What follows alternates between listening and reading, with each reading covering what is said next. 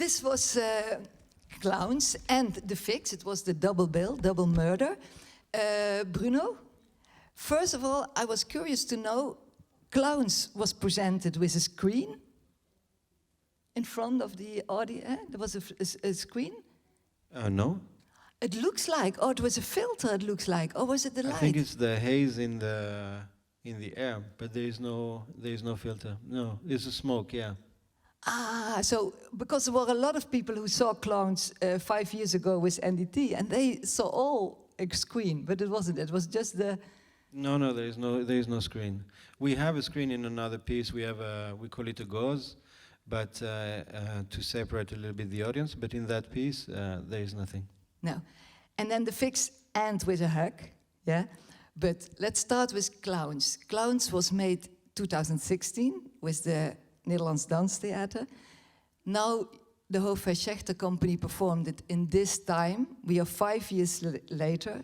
A lot of happening in Europe. What's the difference for you to present Clowns now in relationship till 5 years ago? Well, the piece is different in itself. Like there is the cancan at the beginning. There is a cancan. Like cancan. Yeah. And there is a whole section called entrance that is very slow and backlit. That was not part of the piece. So Clowns was like a short piece made for NDT, and there was no musical bows at the end. So we made a much longer piece. So I mean, for me, it's very different. Where Clowns before stood by itself as like a shortish piece, like around 30 minutes, and now I think we try to layer it to make it a little bit more of not part just of a triple bill, but something that stands almost by itself.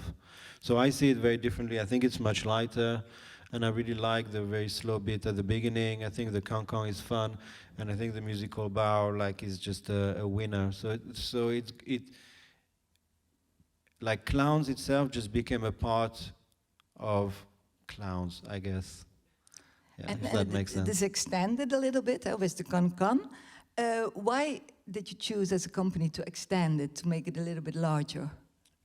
It just felt, I think, a little bit one-dimensional before, which is just the middle part, and it's kind of really fun, but I think it needed an introduction, a development, and an end.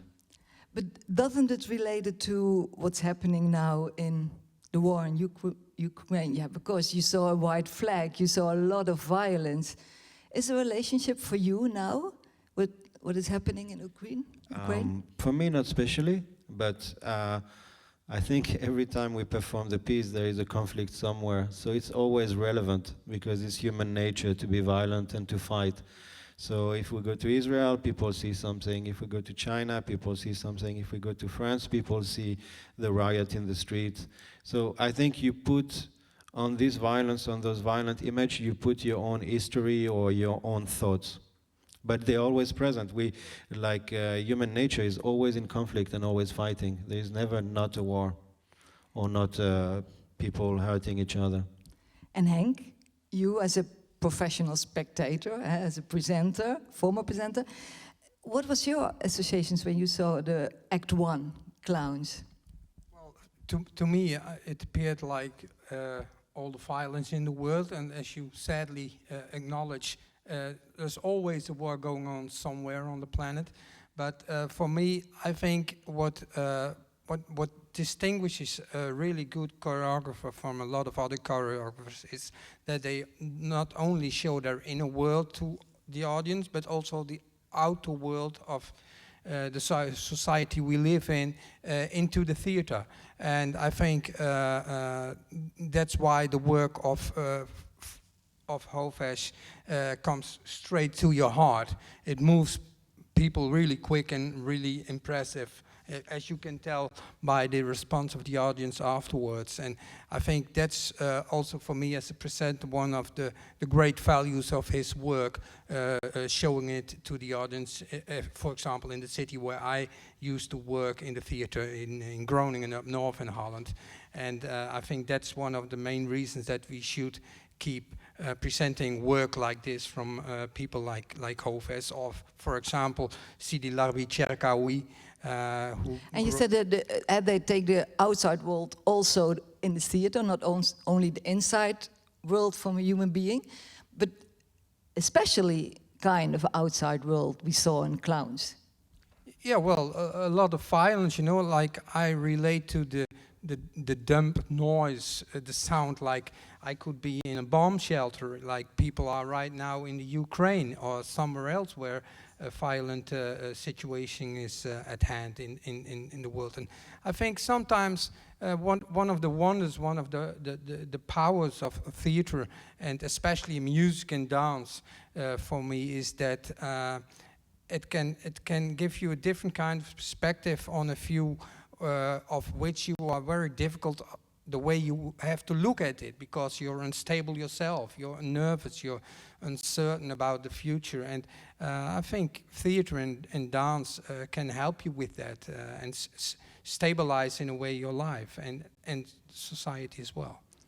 Are there some remarks or some questions or some associations from spectators?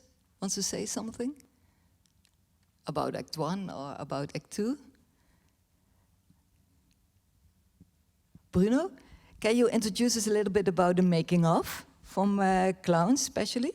Because it is also a strong interaction between music and dance, and the music is composed by Hofesh himself. How is it starting in the rehearsals? Is there first music? Is there first dance? Is there first emotion? Is there a theme? Is there a theme like violence, or is there? How does it start? Well, Clowns actually came from Sun, a piece we did before, and there was a very small section where there were clowns and they were really violent, and it was just like 2 minutes maybe, and it was an energy that we really liked and that we wanted to use again, and we thought maybe one day we'll use those guys in a different way and give them a proper stage. So Clowns came from there, but for the creation of the piece, the music or the dance, it's there's not really a recipe. So sometimes the music is there. Hofesh made some music, and he knows he wants to create something, some movement on it. And sometimes it's the opposite. Like we create some movement in the studio, or there is a certain energy that appears, and he needs to make music for it. So it's basically whatever work. It's kind of part of the creation process, but there is not kind of like this is the order of how we work or how we think about things. Like basically whatever work, and if it doesn't work, then we try to make it work really hard, and if it doesn't work, then we do something else. But you started with 2 minutes from a former performance. You liked the 2 minutes. You said, okay, I like that energy. And then you start with that 2 minutes and build it out to 27 minutes, or how much? Yeah, it felt like it has a place to just not be a 2-minute section, but something more interesting. So yeah, it's. I think it's. I don't know if it's common, but I think sometimes you have a little character in a film or in a book, and then you're like, oh, it's a great guy, or there is a lot to say about him, and then you want to use him again and give him, a proper space and a proper. Time to say something and to do something with those characters. Well, there are really characters in Clowns. The character of the leader with a beard. Yeah, Yeah? Mika. Huh? Mika, his name is Mika. Mikael. Is that a character out of a book or something, or just? So it came from it came from a play. Rosenkranz and Guildenstern are dead, which is a play on Hamlet, with the two friends of Hamlet, and there is a play and a movie that's been made that I saw a very long time ago that I really liked, and when we were making Sun, which is a character from Sun that came back, it's Richard Dreyfuss playing like a saltimbanque, like those kind of performers that goes from town to town, and he's the leader, and he kind of leads, but at the same time he's kind of lost with whatever is happening, and he's kind of, everybody's basically doing whatever they want, but he's trying to be like, yes, we're doing this, we're doing that. And I thought he was a great character, and so we took a little bit of that inspiration to create the ring leader. And Hank, is it for you important that there is a small storyline, or character storyline is not the really good word, but that there are characters in this, that you can read it a little bit? Well, in a way it makes it easier because I happen to meet a lot of people who went to dance and were a bit afraid that they would not understand dance. And to them I always told, okay, just go in, sit down, sit back, relax and enjoy the view. Because everybody has a different history. So everybody relates to what he sees in a different way. And I think that's one of the great powers of dance, you know, like you have a different history, Bruno has a different history, and we all three enjoy it in a different way. So yes, in a way it makes people comfortable if they can read some kind of storyline, but if it doesn't, you know, just open up your mind and enjoy whatever happens to you. That's always my message to people. So yeah, if there's a line, it's fine. If not, it's fine as well. And Bruno, when you're creating, do you discuss with Hofesh then how explicit you can make some movements? Because in clowns there are very explicit violence movements, killing, like with swords or with... so do you have then a discussion, can we be so explicit? Can we be more, less realistic? Yeah, I mean, clown is very somewhere Italian in its spirit, in the commedia dell'arte spirit of like how descriptive it is and how much characters they have. It's like almost like Pierrot sometimes. But I think it depends. I think it depends what the piece need. In the fix, they have those characters, but they are not explicit, or they're very different, or they are all one, or they are all everybody. So I think it just depends on what the piece needs and where we feel we want to guide, and we're always curious to do things differently and to try different things and not do always the same. And so we try something, and then if it works, it works. If it doesn't work, we apologize, and we're very sorry. But it's a necessity to keep moving forward, even if we make mistakes. And the fix, was it also started with 2 minutes from a former performance, or was it a reaction on it? Or? No, the fix was, I mean, I think Hofesh had an idea that he wanted to do something a little bit more peaceful. I think there was a lot of things that got into the creative process. He was in a different period of his life. I think he found some peace as well for himself at that moment. And then What kind of period in his life? What kind of period in his life? Peace. He was very busy, or yeah, I don't know. He just find quietness of the mind and of the heart. I think he felt contempt. And then the lockdown happened, and it was a very long creation.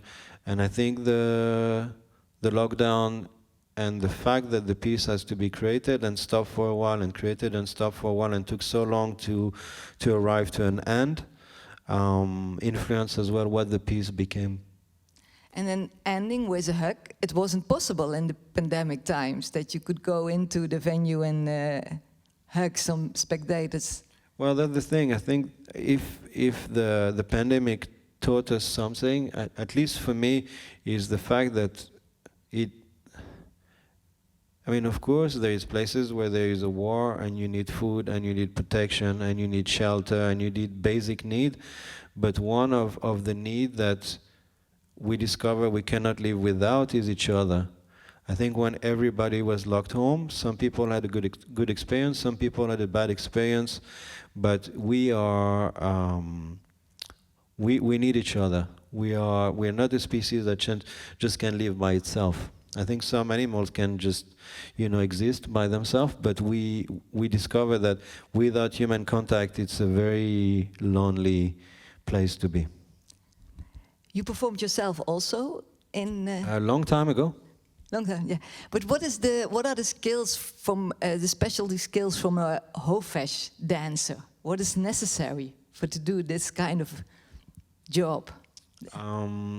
Well, you need to be quite in shape, decently athletic, but you need to be very creative. you have a hard mixture to find between physical ability, theatricality, improvisation skill, and technique, which is, you know, I think sometimes when the people see the work, they're like, oh, it's cool or it's groovy, but it's not so technical. But I think when you work with other companies, that is the Paris Opera at the moment, or NDT, I think once they discover the work, they realize how difficult it is. What It's is can you mention a difficulty in the language, or maybe you can? It's just a different type of technique. It's I don't know. I wouldn't be able to describe why it's difficult. It's not difficult for me because I did it so long. So sometimes I'm not sure why it's difficult for others. But you realize that with the I think it's difficult because it's quite different from a lot of things that they did before. So when I worked before in rap companies, and you learn from every choreographers, but when you suddenly do something that you don't have so much to relay on that you did before, it takes you a while to understand how to make it work. And you was born in Egypt? I was born in Egypt, yes. And you grew up in France? Kind of. I lived 4 years in France. And is because in the language of Hofesh there's also a lot of folk dance, a lot of. Is it also is it trained in the company, like with the shoulders, with the community, with the? Not at all. Only him is the master of the folk dancing. So he really studied folk dance, but none of us did. No. No. And you did it. How was you trained? And was you trained? I was in ballet, so I trained as a ballet dancer. I did a little bit of contemporary, but in the Conservatoire of Paris, when you train for ballet, you don't do so much contemporary. You was really a prince, like. Yeah, I was an Egyptian prince. Yes. Yeah. And when did you change to more modern dance or more? Already in the Conservatoire, I was casted a lot in the more contemporary piece, I think because of my energy and how I look. And then I discovered, and I was a little bit unhappy as well, because I know I will never be Dutch. I will never be blonde with blue eyes, and it would be hard for me to be a prince. But as I discover contemporary dance, I discover a different type of freedom, and the choreographer wanted to use me for who I was, not what I could look like. And suddenly it was a real freedom for me that I really enjoyed. And when I left the Conservatoire, I decided I didn't want to do ballet, but I wanted to do contemporary dance. But contemporary dance is so vast. It almost doesn't mean anything. It's kind of, the moment there is movement, it's contemporary and it's dance. So I did a lot of really bad things as well in my career. I didn't work only with geniuses. So you never danced the role of a prince in a ballet, or? I did Prince. I did Colas in La Film I Gardé, but a version from Richard Werlock, which is a director in Basel, which is a modern version. It's a bit like Matzek. It's not a pure classical version.